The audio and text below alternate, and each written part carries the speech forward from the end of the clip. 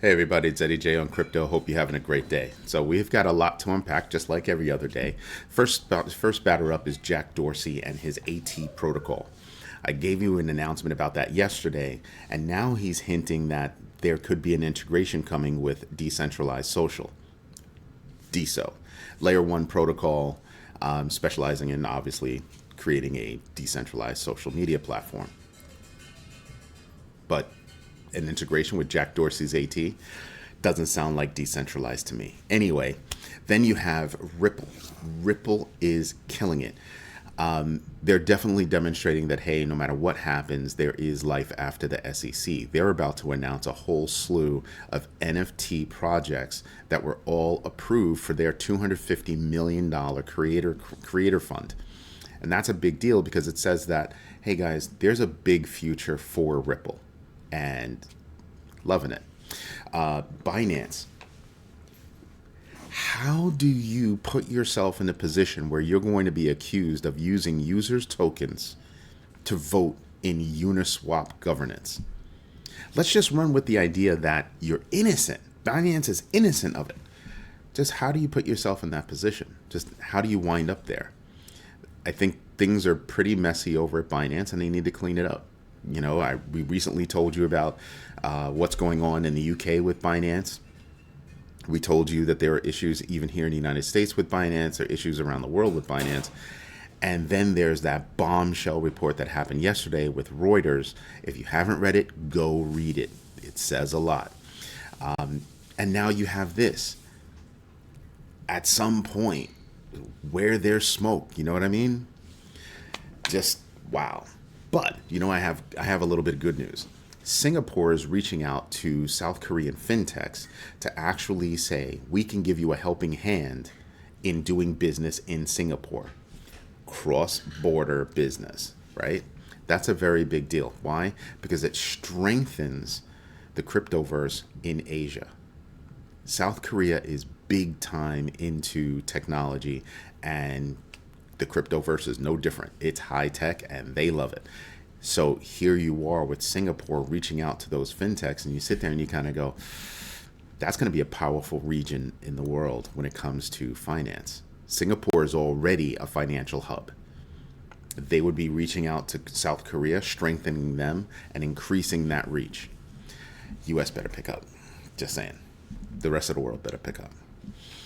The UK introduced a bill that would make it so that digital documents would be seen as legal, conferring that they're legal, the same way that digital lading certificates are, digital insurance certificates are. That would be a big deal because it increases the efficiency of international trade. So I'm looking to see if that bill actually goes forward, because that would be a huge step, and it would definitely increase business as far as smart contracts go. Now, Delphi Labs General Counsel, Gabriel Shapiro, I'm looking at my notes. Hat tip to this guy. He released, or he uploaded, a draft copy of the Digital Commodities Consumer Protection Act. Now, that act, or that document right now, right? It's just a document, has not been introduced as a bill, hasn't gotten that far yet. Apparently has been traversing through DC, you know, kind of secretively, right? And that's pretty much how most bills work. You know, sometimes people say they're working on a bill, other times they don't, and they just speak about it, you know, amongst themselves. Just like with this bill. Originally, there was language in there, or there was not language in there, that would allow people that just create and publish software to not be labeled as brokers. Now there is. Don't hang your hat on that, because it's not a bill, it's not finalized, and that specifically is a hot topic. If it goes the way this document is going, he thinks that this could be a boon for DeFi and the Cryptoverse to begin with. So that would be a very big deal. Now, my man, Jesse Powell, CEO of Kraken, monumental moment for me, because I should have seen it. And other people probably saw it. A few of my friends probably saw it, but I didn't. And it surprised me. He's saying one of the reasons why retailers right now should accept Bitcoin, you know, crypto in general, but he specifically said Bitcoin, is because they wouldn't have to worry about chargebacks. During the Christmas season, retailers have to worry about whether or not people can afford what they're buying, because credit cards are funny that way, right? So one of the tricks is that they'll empty your cart by mistake, and then you have to re-enter and enter everything in for your cart, because they want to check a second time to see if the charge would go through. With crypto, you don't have that problem. The 9 times out of 10, 99 times out of 100, the transaction is initiated on the buyer's side. And if they don't have enough digital assets, they can't do it. That means that the onus and the risk of chargebacks is not borne by the retailer.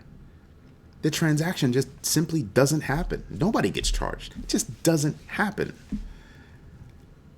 That would be a boon to business, and it would definitely increase adoption once retailers start to realize, not only would I get all of my money if they do it with us, because other companies, they don't have a native implementation of crypto in crypto payments within a retail environment, but they'll get the bulk of their money. 1, 2, it'll happen fast. 3, decreases risk in a major fashion. So those are things that I'm looking at when I take a look at how things are going on with crypto in the retail space and how it can be adopted. I think what's going to wind up happening is you'll have stores announce that they'll accept crypto, and then people will start to say, oh, hey, I can buy with crypto. Let me see. Online, I went to a site that I was doing business with, and not only did they accept crypto, but to get more adoption, they were actually offering a 5% discount. A small hit, right? A small hit to grow that adoption, at least to their place of business, until they don't offer it anymore and people are already used to purchasing with crypto. Faster transaction, immediate access to money, I guess is worth the 5%. Just saying. I don't have to wait 30 days. I don't have risk hanging over my head that somebody's going to come back with a chargeback or return or whatever. Just bam, done. That's big.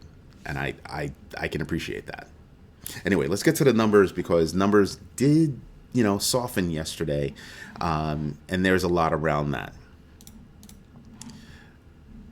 So the fear and greed index right now is at 23, same as yesterday. We don't need DeFi Llama.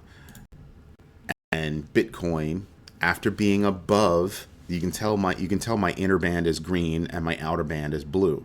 Those were the recent extremes that we've had. So 17.6 as a bottom for Bitcoin, as well as about 23,417 as a high, right? In the inner band, that number is 22,000, give or take, 2213 for the higher band, for the higher level in the inner band, and 19,406 for the low. Well, we've been dipping far below, not far, but far enough below that bottom line. So right now, Bitcoin's at 19,208. Earlier, it was below 19. So again, we're moving sideways. We're just moving sideways. Until a catalyst happens, whether it be a micro or macro event, we're going to move sideways until people feel more confident. But with all this chatter and talk about impending recession, as opposed to technical realization of recession, people are fearful, period. That's just the way it is. Looking at the big board, I sit here and I just kind of go, yeah, this is pretty interesting. Again, looking at dollar cost averaging, techniques, this is a time for me to buy. This is a time for me and my kids to buy. So we did. I told you 2 days ago that I purchased, actually I told you yesterday that the day before I purchased some Bitcoin. I'm probably going to go in and buy some more Bitcoin, maybe some ETH. I'll probably increase my bag for XRP. And there are reasons. I'm probably also going to increase my bag with Polygon. And the reason why is because I told you before, news happens in legs, right? In shoes.